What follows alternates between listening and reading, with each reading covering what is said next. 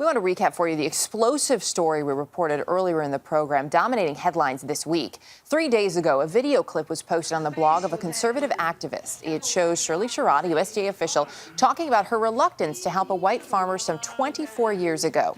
That video quickly went viral. Sherrod was forced to resign, and then the entire video surfaced. And that's when it became clear her original statement completely taken out of context.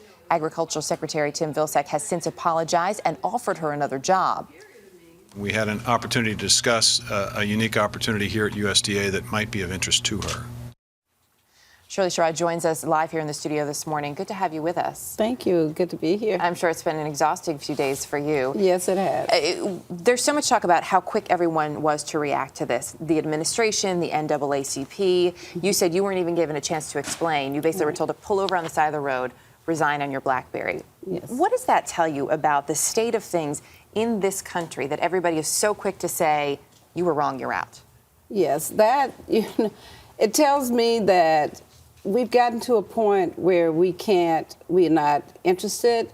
Well, I guess I shouldn't say interested in the truth, but we're not willing to take the time to look at all the facts before jumping out there to make decisions that were so wrong in this, and especially in this case.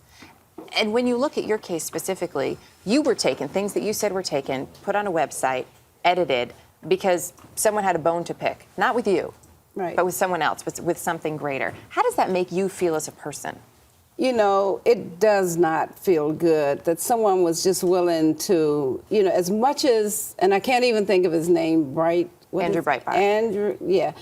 As much as he's saying it was about the NAACP, he had to know that it was about me. He was willing to destroy me to get to what he thought, to try to destroy the NAACP. I don't see how he could connect the two, because the NAACP didn't make those statements.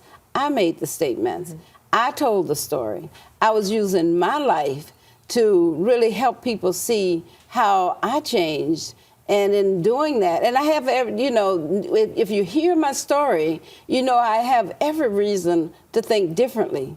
But in telling my story, how I moved to a place where I can work with anyone, mm-hmm, it helps others to see that they can do the same. And it seems to be the ultimate irony, too, that your story, which was about understanding, it's not about black and white or different races, but it's a struggle for the haves and the have-nots.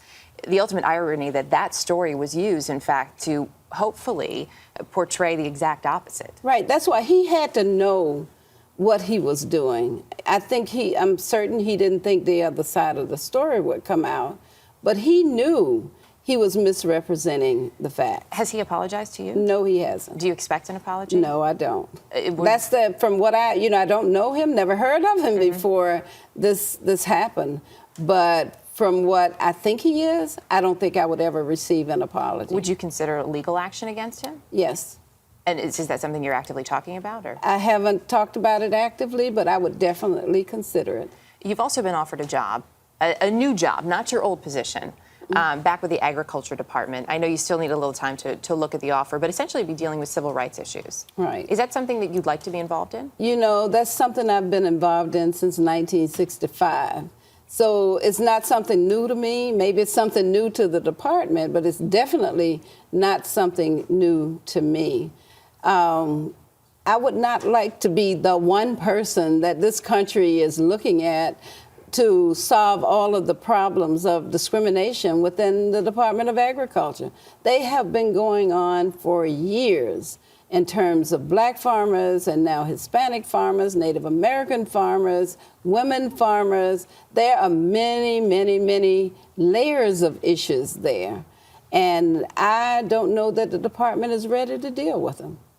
Which is sort of a sad statement to say that they may not be ready to deal with them. Do you think the government, and then even perhaps the American people, are ready to deal with issues like this? The quick reaction, the knee-jerk reaction, because someone is so afraid of any perceived bias or any perceived racism? I would hope that by, having gone through these last few days, it would help this country to really, people in this country, to really look at what we're doing.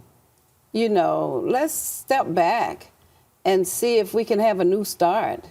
You know, if my suffering over these last few days can help move that forward, hey, I'm willing to be the fall guy for that. It's quite a fall, but you're rising up from it, and we do appreciate you taking the time to join us this morning, Shirley Sherrod. Thanks. Thank you.